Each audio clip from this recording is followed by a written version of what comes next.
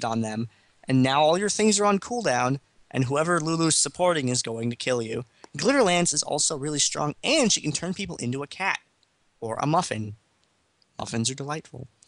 So you see her banned out a lot for that reason. Jack's late game can get a little out of control, and he's pretty durable to boot. He's squishy if you can catch him at the right time, but with Grandmaster's Might and counterattack, you kind of have to decide when to deliver your damage in order to make it land or stick with the maximum amount of effect.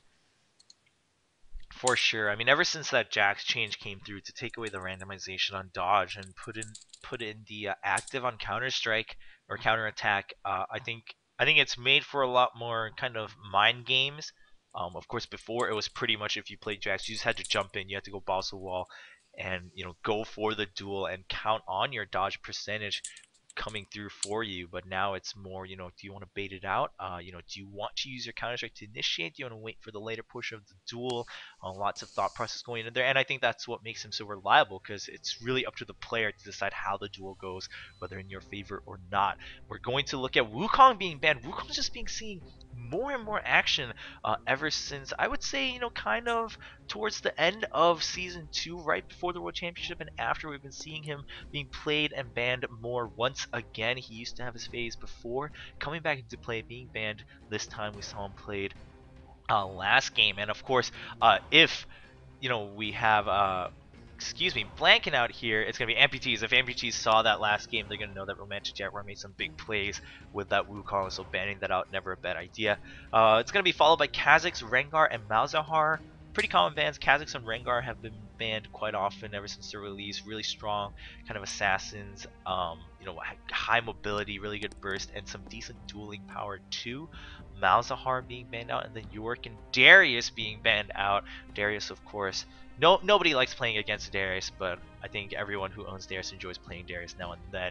Very fun to chop down trees and other enemy champions. He is. If you needed someone to embody deforestation, it would probably be Darius or Lumberjack Scion. Not that many people have him, and Darius is still far more dangerous. We're seeing a Teemo being picked up by Dual Power. Teemo on this map just gets better and better the more that he sees use. It used to be for quite a while Zabers was about the only person that played Teemo at a top level of competition.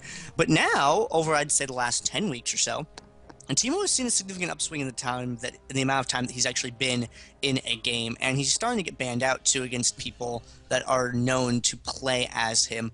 Teemo, in conjunction with Hextech Sweeper, basically makes him the ultimate in map control, because when you run over any of his noxious traps anywhere on the map, then you get highlighted, but you also get highlighted for an extra amount of time due to Hextech Sweeper's functionality. You don't lose vision on them until Hextech Sweeper duration time after the last poison dot tick from any of his given abilities. So getting tagged by Teemo is going to reveal you for an extended period of time, in addition to the fact that it deals a ton of damage, and he has a blind, and you're going to probably see cooldown reduction on Teemo because it's really useful, and he'll be able to put that blind on a lot. So you can't really dodge out into the darkness because of being highlighted, and you can't hit anyone because you can't see, and you can't catch Teemo because he's Teemo, and he's a headache in the right hands. Oh, I would have to agree. He's just a nuisance, really. And like you mentioned, it's not like he doesn't do damage either. So good utility. Like you mentioned, I mean, Crystal Scar, you don't have wards, so map vision is always so crucial. We're going to see Irelia being locked in right away afterwards, and then Blitzcrank going to be locked in for amputees here. But on the other side, we do have Amumu and then Brand. I think those two in conjunction work really well together, not to mention individually. We talked about Amumu. We haven't talked about Brand yet tonight.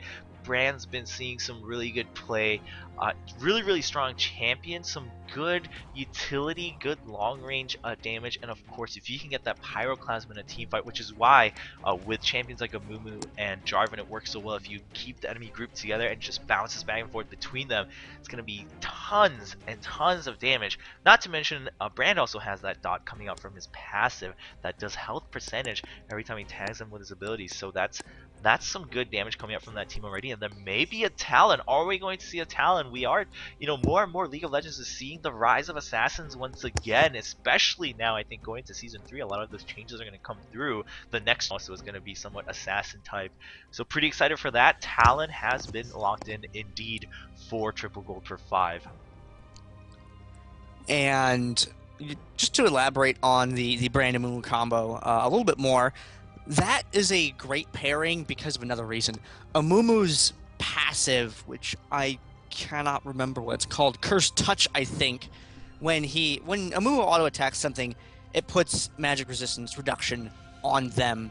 And as you mentioned, they both deal percent damage, which is great for chipping down the durable and delay style of play in Dominion, where people have a lot of hit points and they like to delay for a while. Amumu and Brand both work counter to that, and it's amplified further by the fact that Amumu reduces their magic resistance. If either one of them picks up a Abyssal Scepter or some other item similar to that, actually probably wouldn't. That's the only one that's MR reduction. So yeah, if one of them picks up an Abyssal Scepter on top of that, it makes it even worse. And the fact that Brand and Amumu both deal AoE damage, if Mumu can get into a fight and like kind of ping pong headbutting two champions back and forth to spread that magic resist reduction around, it makes both of them significantly more effective.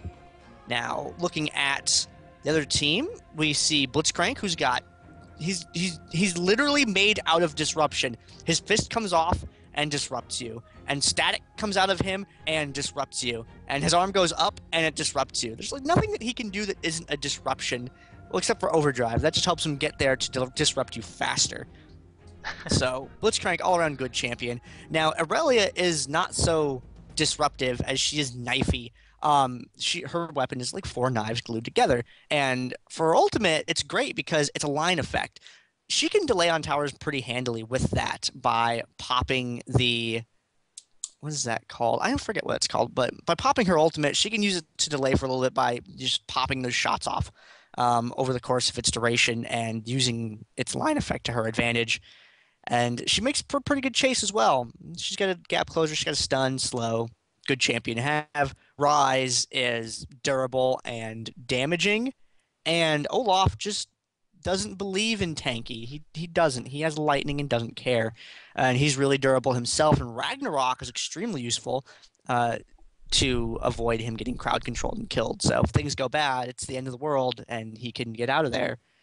Now, the last two picks were shuffled around slightly. It was J4 and Maokai, right?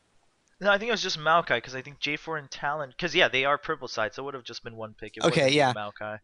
And Maokai, he's extremely resistant. He's durable, again with that durable and delay. But what I like the most about him is he has a very nice long-ranged attack, and it's just hard to unseat him because of Maelstrom. So he's got great harass with the sapling. He's got good sustain, and he's all around hard to unroot from the ground he's on. Pun was Pretty terrible, but I liked much. it anyway. I figured it was intended. Yeah. Quick PSA to anyone watching. Hi, I'm Gander of the gaming clan Vato clan. My motherboard died on my main computer, so I'm casting on my old XP rig, which is a little bit dated. Now, I play League on it, but it seems like the spectator client might be disagreeing with me. It might take more resources or something to do that. So I'm gonna give this game one more go. And if I can't load it into the game in a reasonable amount of time, this time we might play caster connect the dots and pull someone else in here.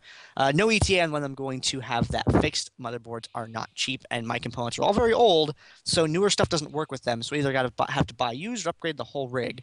So that will hopefully catch you all up to date. Now, I want to talk a little bit more about the bans real quick. As Trevor mentioned earlier, Kha'Zix and Rengar, two of the newer champions, also seem to be two of the top bans. And the reason that you kick them out is because Kha'Zix can jump over walls with the evolved leap that no other champion can in this game mode. I think barring like one weird exception that I can't think of. And his ability to burst people down is exceptional. And it's the same thing with Rengar, although Rengar doesn't really have the ability to jump over walls, but he can navigate terrain better with his ultimate. He doesn't have to come in from one direction. He can set up his angle of attack a lot better because of the stealth. So that's why you see those two banned out. so much recently, and are sort of becoming, I guess, the usual suspects. They only seem to get banned out against certain teams. Not all teams tend to use either one of those champions. They are very sort of a playstyle specific thing. If you know anyone that plays that, you don't need to pick it, you don't need to ban it, kind of thing. And then Wukong, Darius, Mal's York, great bottom laners. They have minions, and taking champions that have little minions and spawned things down to the bottom lane helps out a lot because it allows you to stay back away from damage. Right on, Gander. So we have 40 seconds left. Nothing really too out of the ordinary otherwise. Summer spells are fairly standard. We do see one Ignite once again. It's going to be on Teemo. Not surprising there. Wants to get even more damage over time for that extra, pretty much extra guaranteed kill as someone's running away. So I think this is going to be a fun match. But I did, you mentioned Rise being tanky and also tons of damage, and I just have to bring it up. There's been a lot of talk going around about season 3 changes, and there's been that mention of the new, Tear of the Goddess into Archangels into Seraph's Embrace. And I wonder that it also applies to Blitzcrank. On paper, it just sounds like it should work so well, and I'm wondering how that's going to play through. Is it going to make Rise even more of a bruiser, or is there going to be some sort of trade-off? We'll have to wait and see. But just wanted to put that out there, kind of food for thought. We'll have to see. Hopefully that I've been waiting for the season 3 patch really, and I hear that the next patch isn't even going to be it. They're just going to put in Zed and then postpone it even more. Which I don't mind the whole concept of postponing. It's just I feel like I've now that I know that things are coming, it's like, do I really want to keep playing the old League of Legends when it's all going to change and everything's going to be different? It's going to be a whole new game, or so I think. So Ooh, Zombie brand. ah, I that haven't skin. seen Oh, you haven't seen it. the new brand because I moved one week, another week I was in Dallas, so I haven't seen like anything except for a really hot Riven cosplay. The Zombie brand, does as suspected. Ever since Zombie brand came out, there's been a lot of AD brands in Summoner's Rift because everyone wants What? to see that because the animation is fairly entertaining if you max out attack speed. Even if you don't max it out, if you get fairly high, because he kind of does the whole zombie animation where he leans back and then like flails his whole body forward to shoot out Oh, his oh, so you bolts. whip your So brand back and forth. you you whip your brand back and forth, yeah. So it's pretty entertaining, but it's definitely not the most satisfying if they're on your team because you're like, it's not. I mean, it works, it can work, but not the most practical. I'm sure we won't be seeing a AD brand in this game, though. We do already see that Amplifying Tome. On top of that Ruby Crystal, I wonder if that's going to go straight into a Haunting, guys. We'll have to see. I mean, the flat pen, like you mentioned, on top of a Mumu and then an Abyssal Scepter, it's going to be really, really good. So, wouldn't be surprised to see that. Even in general, Haunting, guys, is a really good early item for mages. So And I'm let's still see. loading, by the way, but it's an older computer, so sometimes that's just it doing Still, its thing. still loading in. No worries. We're just watching Teemo giggling his way. We'll take this time to introduce the teams. In case you're just tuning in, I'm Chobra, one of your casters tonight, joined by Gander from Vato Clan. We're looking at the blue team here, which is AmpuTs. We have Dual Power on Rise, Genolicious on Blitzcrank, Azizo 2000 on Irelia, No God, Try Science on Teemo, and Metal Fenrir on Olaf. And as the game begins, we're going to catch a quick glimpse of the red team. We do have Romantic Jaguar on Brand, Gorman on Jarvan, Venny13 on Amumu, Bloodstone on Talon, and in the bottom lane, we're going to have Blesmek on Maokai. And the red team is going to be triple gold per 5. They just moved up from their first round tonight and dominate Dominion number 30. And we actually have Gorman, they took the move speed shrine and then went through the lane.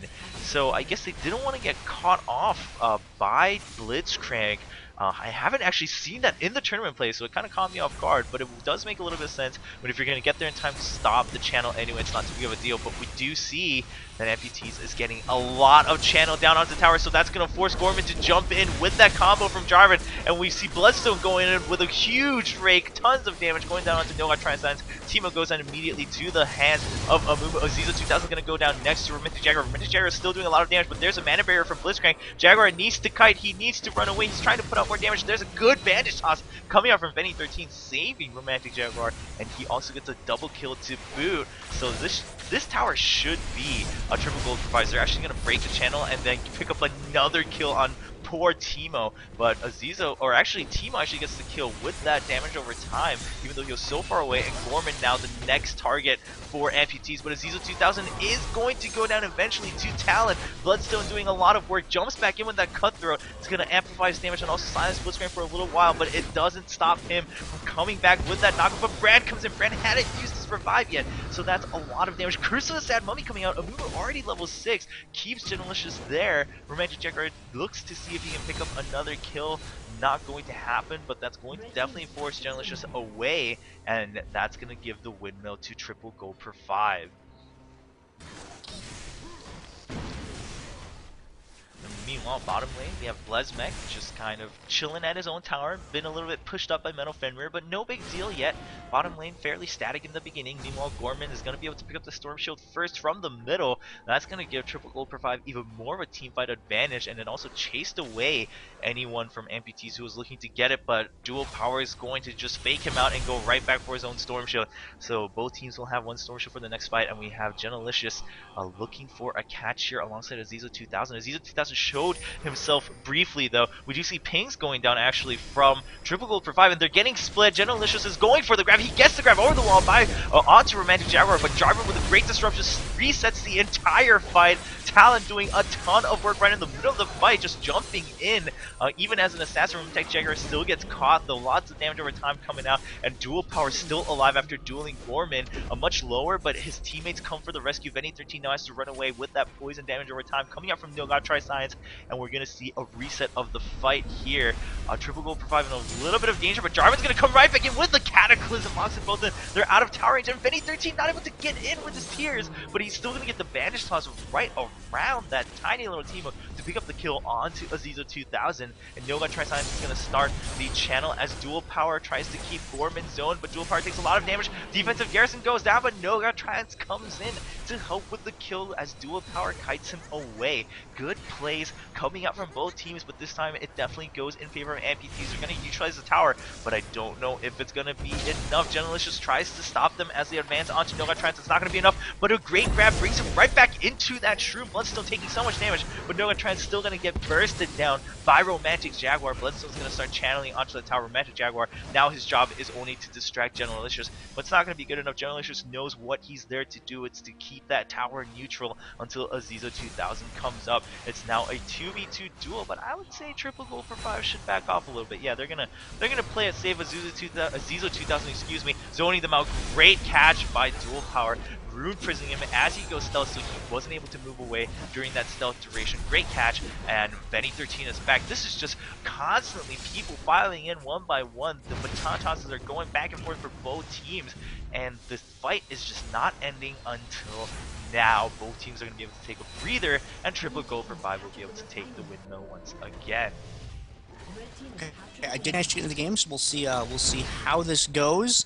Olaf had just had to go back from the bottom lane after getting a little bit too harass heavy on Mao down there, and taking some damage, having to go back, but no big deal. No God Try Science is shielding up, mushrooming up rather, the enemy side of the map. Not so worried about his own, though, unfortunately, or not necessarily unfortunately. He's got a Hextech Sweeper on him, so we are going to see that, Hextech Sweeper, that prolonged reveal, and Bloodstone getting caught, though, getting pulled, trying to kite back out away from the enemy team. Romantic Jaguar goes in, but that is it's a 1v3 right there, so not quite going to be able to last for too long up there. Banish toss out, Benny 13 trying to help that engagement. Throws down the ultimate right there, though, but is going to go down, and now Gormern, it's just one after another, getting pulled out from under the tower by Blitzcrank, is going to get airborne and killed there, which is going to enable them to turn around the top point.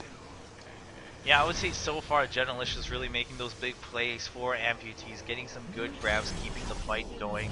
They're going to get the windmill back in their favor finally, and they're gonna have to leave at least one person to defend, possibly two, because everyone from Triple Gold for 5 is back up now, so they're gonna start running towards it. Benny 13 does get hit, and now we're seeing that Hextech Sweeper doing its work, right? We're seeing them all being tagged as they run over these because Teemo does already have that Hextech Sweeper, and I was also mistaken, like you said. Brand also went for the early Hextech Sweeper. Same idea, has that damage over time. It's really going to be useful, and having one on the team for the active already is very valuable. We're seeing the siege go down from Triple Gold for 5 against AmpuT's up here at the windmill. Aziza 2000 on Irelia has that phage, so has a little bit of tankiness already, but not too much damage. Doesn't have that attack speed to put out as much true damage as possible when she jumps in with the stun follow, or after Blade Surge. But Genelicious is looking for a grab here, gets that Hextech Sweeper down from Teemo. They get vision of Gorman and Romantic Jaguar, and they need to watch out. But that Shroom is going to catch Gorman once again. Gorman giving just a lot of vision to the enemy team right now, and Romantic Jaguar is still tagged. It's gonna end, but they're in the lane anyway, so Genelicious just looking for another window of opportunity. And Teemo's been really good. No God Try Science been chipping away at the right targets, going in, getting the dot off on someone. And Venny gonna make the dive in for the point. Gorman goes straight across for it, but Azizo dashes away from them, and to Brand, though, saving himself from some damage in the process. Dual Power and Genelicious are down below the fight there, which means Genelicious is not going to be able to deliver disruption up top, but it does not seem that he needs to. Azizo has that under control, and that minion not quite going to pull off the neutral that time, but coming darn close. Gorman comes in to take down Genelicious, and now can Romantic Jaguar and Gorman take down Azizio 2000. Azizio retreats to the point. There's a lot of minions there, but Azizio feels like dive bait. This could be one airborne away from disaster. We're going to see Azizio sticks his head out there, and Gorman drops the standard behind him. Not looking to get aggressive, I guess. Romantic Jaguar, does he have things under control? No, he's taking a lot of damage right there and is going to go down. Azizio shortly follows right thereafter, but Gorman is going to be able to secure the point for his team. Yeah, interesting play by Gorman.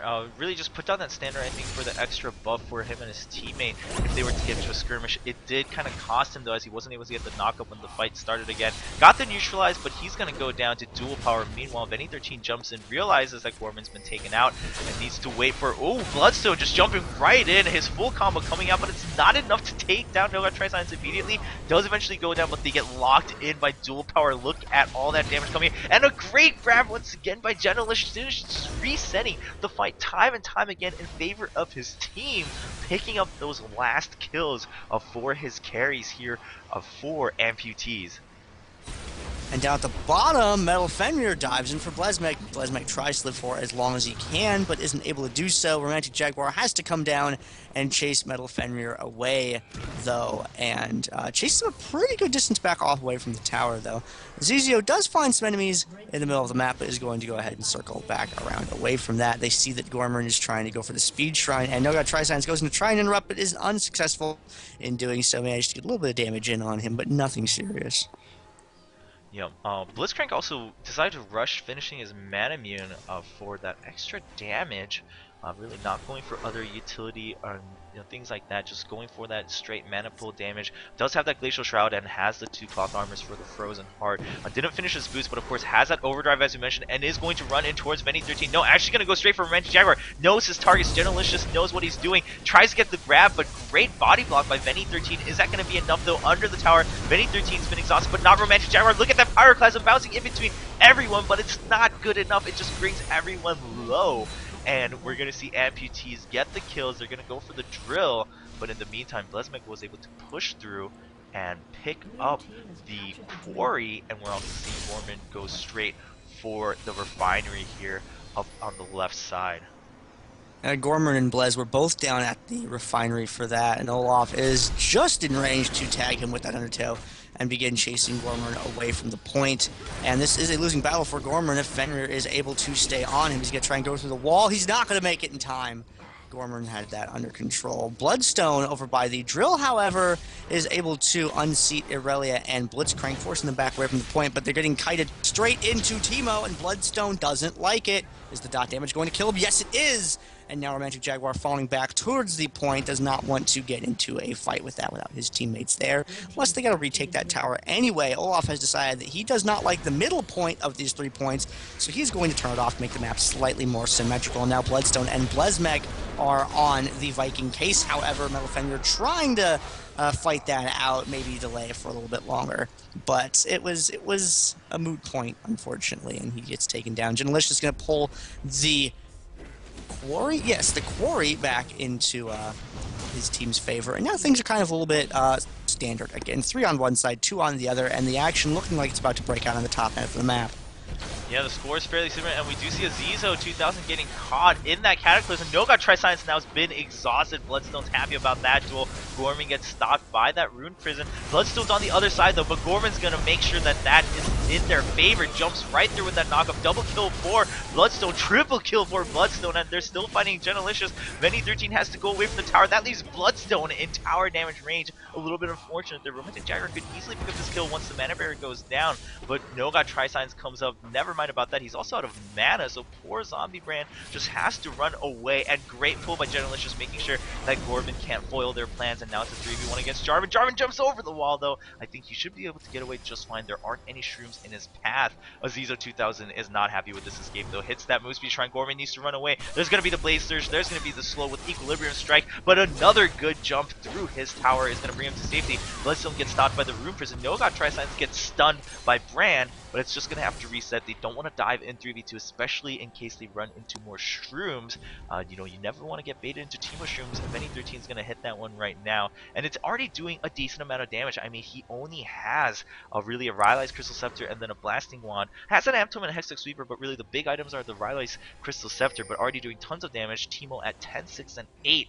Really doing very well, strong. And meanwhile, bottom lane, Blesmek taking so much damage from the minions, but he's gonna be okay with that passive sustain, barely surviving next to his tower.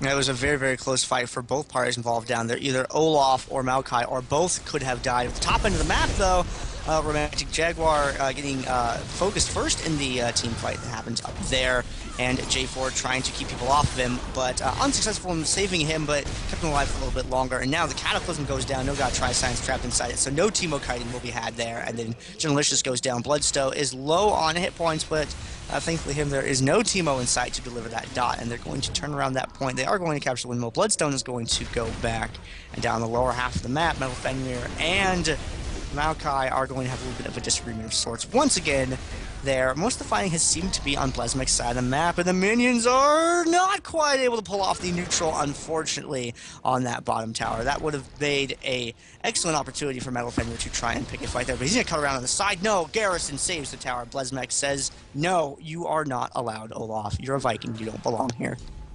Yeah, I was waiting for that Garrison to come out. I was trying to check if it was on cooldown. In fact, very well played by Blesmek. Romantic Jaguar caught a little bit out of position. Bandage Toss is going to miss. Romantic Jaguar gets caught by the Rune Prison. He's taking so much damage. Crystal Sandman comes out a little bit late, but he's also been exhausted. Not much damage. Bloodstone also in the middle of the fight just gets instantly shut down this time. I mean, before they kind of let Bloodstone run around on that Talon, picking up kill after kill, but this time they caught him right away. They bursted him down. They knew what they had to do, took him out of the fight, and now the fight is in their favor. Noga Triscience and Dual Power have them sieged, and a new minion wave comes up. Benny 13 is just done right there. Then there's the Overload coming out from Rise. Dual Power now trying to kite away. There's the silence by Genelicious. Like you mentioned, just a machine of disruption. Blitzcrank doing work. Meanwhile, bottom, Olaf, they finally got the Boneyard neutralized, but he followed through a little bit too much and gets killed by the joint efforts of Bloodstone and Blesmek, and the Boneyard will go back in favor of triple gold per 5, but overall, I would say the momentum's now starting to lean back towards AmpuTs. They're knowing what they have to do. They realize they really just need to shut down Talon right away, and in the middle, Storm Shield channel gets disrupted by Azizo 2000, and ooh, there's the Pyroclasm just to make sure they don't follow, and a lot of damage going down onto Noga Triscience.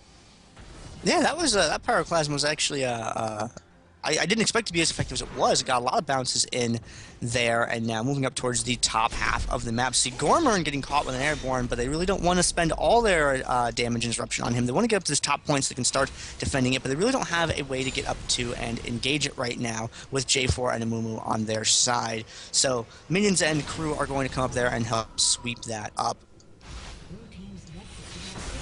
So a little bit of a breather here. Actually, no, Blesmek's gonna get chased. They're pretty equal. Can he turn around? No, the true damage instantly takes down the tree. Well played by Metal Fenrir, and we're seeing pings going down at the Boneyard. Meanwhile, Romantic Jaguar has been caught, and he will go down. Rise and Teemo just doing so much damage. I mean, Rise already has a lot of the items he wants. He also has that Storm Shield. He has that ROA that's building up damage. Meanwhile, Bloodstone gets caught. Look at that burst coming down from the overloads. He's stealth, and I really was just trying to guess his positions with those Transcendent Blades. It's going to be the last overload coming through, and especially with his ult action. Oh, Vanny 13 with the brush curse of the Sad Mummy, but is that the smartest move? Dual power going for the kills, and before he was speedy because of his ultimate, he is going to have to chase a little bit more, but there's a Rune Prison, there's Blitzcrank. That's a just absolutely surefire dead Mummy right there. Romantic Jaguar also getting caught by Nova. Try Science.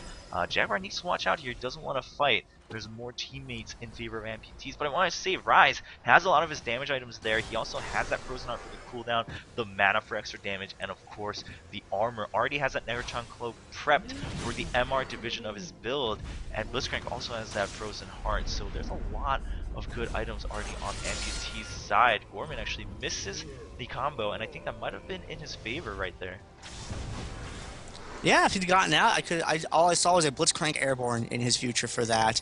So I guess it's a good thing that that didn't quite fall through. Venny 13, though, in the tall grass, he was not being wary of it. Going to get taken down by the entire enemy team right there. Gormern's going to dash on away from there, and Romantic Jaguar trying to throw down some DPS as he is being chased, but he does get caught by the Equilibrium Strike right there, and the ultimate from Aurelia helping to polish him off. And now moving up towards the drill there, Gormern is going to go out to disrupt them. Bloodstone taking a lot of damage, getting locked down by Rise, really not able to go anywhere, but no vision on him, so he's going to be able to stealth back for a little bit and then turn around and try and get a little bit more hurt on, but eventually get taken down by Rise. Rise picking up a double kill right there, and they're going to turn this Garrison Tower neutral, maybe? Yes, just barely, and they're going to go ahead and get on out of there.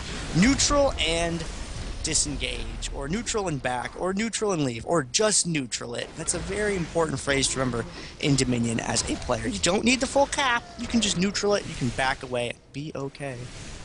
Yup, meanwhile, bottom Metal Fenrir seems to be just putting on so much pressure. The tower is going to get neutralized once again. The minions doing so much work, and Metal Fenrir wants to go for the fight. He activated his ultimate, but there's the Cataclysm from Gorman. Can he at least pick up the kill? No, Blasphemous going to sustain through that, and they're going to be able to recap the Boneyard. But like you just said, that neutral, a couple more seconds of a couple more points going off against triple gold per 5. Meanwhile, Caesar 2, oh, look at that damage going up against Red Jaguar. Good Pyroclasm once again, but always at the end. It's doing so much damage, but it's not getting any kills because he just dies after there's no follow-up. Bloodstone does come in though.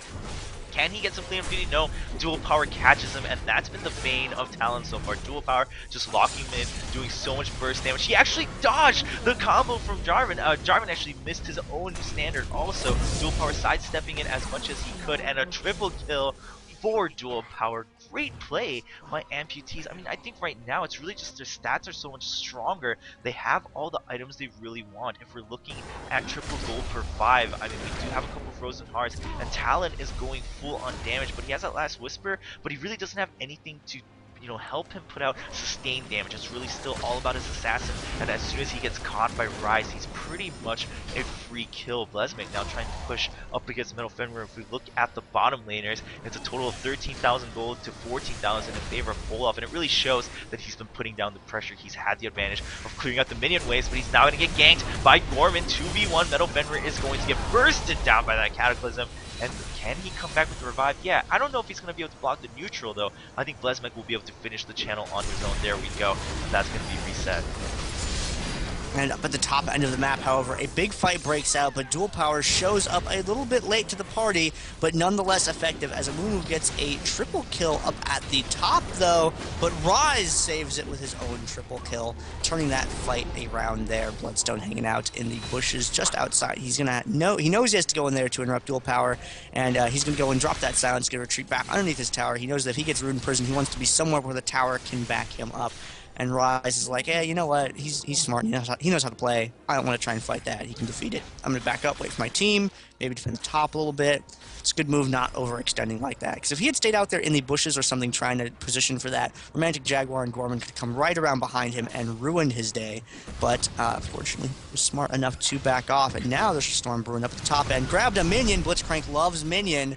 Gorman walks in, drops a little bit of slow right there. And the clock's ticking down for triple GP5s.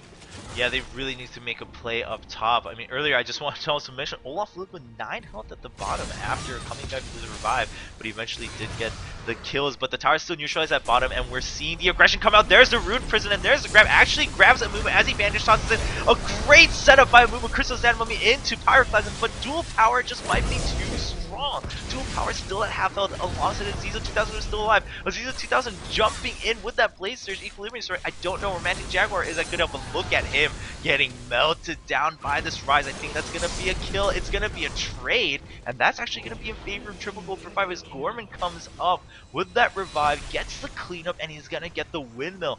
Man, really good fight from both teams. I would say it really goes in favor of triple gold for 5, though they're coming up from behind. They had a really good setup, and Romantic Jaguar took no damage after he put down his ultimate. Was able to come back once his cooldowns reset. Still not able to capture the windmill though, as Azizo 2000 comes up with the disruption. Jaguar trying to come up to help, but he gets slowed by a mushroom, and then he gets caught by dual power. Brand is going to maybe go down. I don't know. Azizo 2000 gets stopped by the stun. There's another piece of burst coming up from Romantic Jaguar. He's actually going to live. Gets the health relic.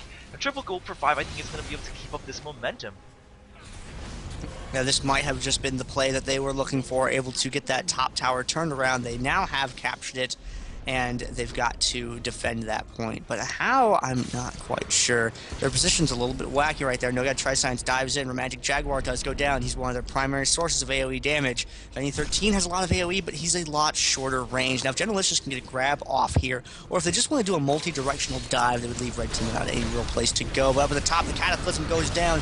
Gormorn follows as well. Bloodstone gets pulled back away from them. You can't melee something if you can't reach it. And now, Venny 13 getting locked down with the Rune Prison. Generalicious stepping away to avoid any of that AoE damage, and they are able to pick him off as well. And Aurelia is going to hang out and deflect anyone who might come up and try and mess with the top there. Yeah, I think, amputees is realizing the clock's ticking down. They don't have to go for any over-greed. They just want to make sure they secure the victory. Very good decision. And earlier, I just want to give props to Genelicious, pulling them across the wall back into the tower so that they can't keep attacking dual power, but dual power can still put out those overloads over the wall. Very, very well played. Keeping that carry alive, almost gets the ground to Romantic Jaguar. Actually dodges that Chemo Shroom. No, that's his own. I'm just confused. But there's a good bandage toss over the wall by Venny 13. That's going to stop the chase and also put down some good damage onto Genelicious. So Genelicious at half health, but is his mana barrier up? Yes, it is as far as I can tell. So that's going to be something that Triple Gold Provide needs to take into account. Meanwhile, top lane, Azizo 2000 is left alone. But Teemo gets a quick kill onto Maokai at bottom. Metal Fenrir has been stunned. There's a good Pyroclasm, but it bounces to the minions. It's still going to do so much damage onto Metal Fenrir. Genelicious tries to come back in, but Teemo's down. There's not much damage coming out. There's a good Crystal Sand Mummy. There's the mana barrier. Is it going to be enough to save him? Genelicious thinks he can get the kill into Romantic Jaguar. Not enough, and a good snipe across the corner of the wall by Romantic Jaguar to pick up the kill. Meanwhile, Aurelia actually, with the help of Rise, chases everyone away from the top of Triple Gold for 5. They're going to pressure the drill, and I think that's game in favor of amputees. Yeah, I don't think they can get to anywhere fast enough. Venny 13 would have to pull some sort of crazy stunt, but Amumu didn't bring his crazy stunt bag to work with him today. So this game is going to end in favor of... It's amputees. Yeah, amputees. Going to take this game. They're going to take the win over triple GP5s, and they're going to go on to the round of 4 to find out how much RP they get this week.